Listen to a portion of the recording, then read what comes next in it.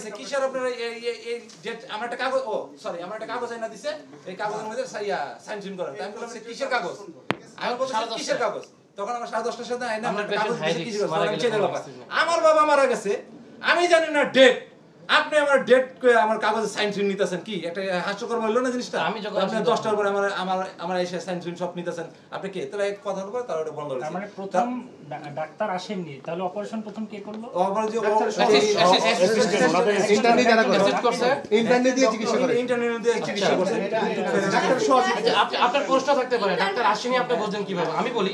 Doctor একজন surgeon আসলে আমি তো হসপিটালিস্ট একজন সার্জন যদি আসে সেই ক্ষেত্রে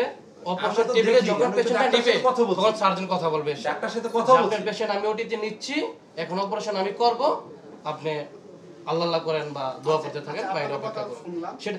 আমার পেশেন্ট যদি এতই খারাপ হইতো তখন ডাক্তার কনসেপ্ট নিত আমার থেকে যে পেশেন্ট মারা গেল অপারেশন থিয়েটারে সেই ক্ষেত্রে আপনার পেশেন্ট কোনো দায়বদ্ধ কর্তৃপক্ষ নেবে না এটা তো নেয়নি তার মানে আমার পেশেন্ট ইচ্ছা করে মারা করছে সেটাই কন্টিনিউ আমাকে তারপর আমার ডেট সার্টিফিকেট একটা সার্টিফিকেট কিসের নেয়নি আমি বললাম এটা কিসের এটা ডেট সার্টিফিকেট আসলে আচ্ছা ডেট সার্টিফিকেট আমার বাবা মরলো আমি জানলাম না কিছু জানলাম না আপনি আমার থেকে কিসের একটা কাগজ নিয়ে এসে বলতেন ডেট সার্টিফিকেট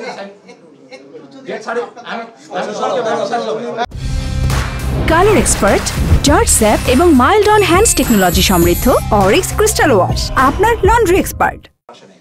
কারণ প্রত্যেকটা ডাক্তারের যখন অপারেশন করে তখন ডাক্তার একটা কমিশন থাকে রাইট আমি একটু কথাটা বলি ডাক্তার একটা কমিশন থাকে ডাক্তার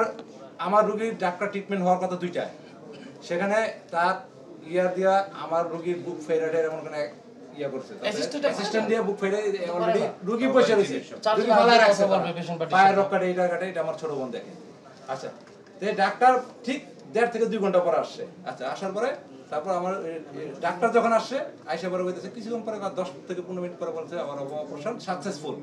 ডাক্তার না আসতেই ঠিক আছে আচ্ছা সাকসেসফুল অপারেশনটা কারা করবে আমার ছোট বোন অ্যাসিস্ট কিভাবে হাত দিতে বলবে তখন সার্জন কথা বলবে সে কথাই বলেন পেশেন্ট পার্টিশন এই যে বুক টুক করে ছবি কারা কিন্তু এটা সাকসেসফুল আছে তার মানে অপারেশন ভালো হয়েছে এখন এরা কাজ করতেছে আচ্ছা ঠিক আছে ভালো তার কিছুক্ষণ পরে ডাক্তার আবার জানাইছে আপনার রোগীর হার্ট বিট পালস টালস কিছুই আর চলতেছে না ওনারা বলতেছে আমাকে একটা রিসিপ্ট ধরেছে প্রথমে যে রিসিপ্টটা আমাকে বলছে যে 7,000 টাকা 7,956 টাকা হ্যাঁ ওটা বিল পেমেন্ট করতে হবে আমি বলছি আচ্ছা বিল 9,000 এটা কিভাবে আসছে আমাকে প্রসেসিংটা দেখান আমি একজন হসপিটাল স্টাফ আমাকে প্রসেসিংটা দেখান পরে উনি প্রসেসিং দেখাইছে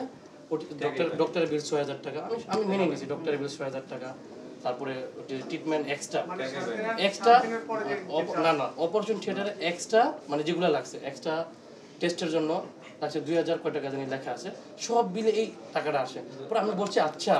সব মিলে যদি এই টাকাটা আসে তাহলে আমি তো 3.5 লাখ টাকা দিয়েছি সেই টাকাটা থেকে রেখে বাকি টাকাটা আমার ব্যাগ দেন আমি চলে যাই কোনো কাজ যাচ্ছে না ওনারা টাকাও দিবে না কোনো কিছু উল্টো ওনাদেরকে আমরা চেষ্টা করতেছি হ্যান এগুলো বলে দিছে মানে আমার ডিক্লেয়ার করছে যে আর বাচ্চা নাই তো তখনই আমি কান্নাকাটি শুরু করতেছিলাম আমার কান্দন আমার সান্ত্বনা টুকটাক দেওয়ার পরে যে আমার অফার করছে আর কি টাকাটা আজকে সকালবেলা জমা করা হয়েছে 11টার সময় তারা বলছে যে গ্রিন লাইফ হসপিটাল থেকে বলা হচ্ছে যে কোনো টাকা জমা হয় নাই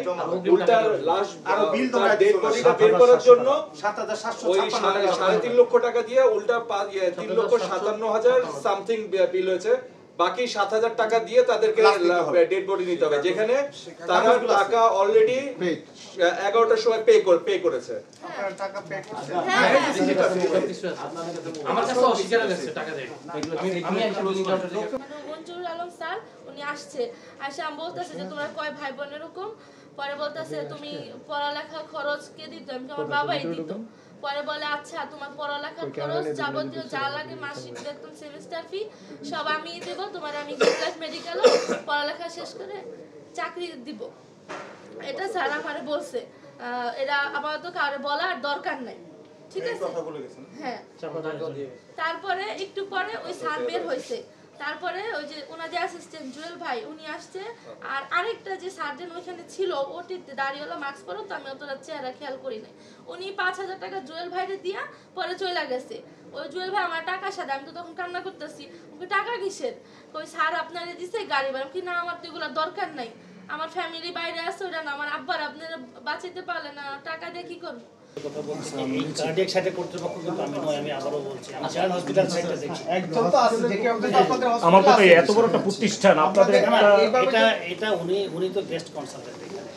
এখানকার এমপ্লয়ি উনি না, চেম্বার আমি করেন। বলতে চাচ্ছি যে আপনাদের যে এত বড় একটা প্রতিষ্ঠানে একটা দুর্ঘটনা ঘটতে পারে, যে ঘটনাটা ঘটতেছে এখন, তখন আপনাদের এটা জবাব দেওয়ার মতো একজন লোক থাকবে না, সামলানোর মতো লোক থাকবে না? আজকে হার্ট অ্যাটাকের এখানে যে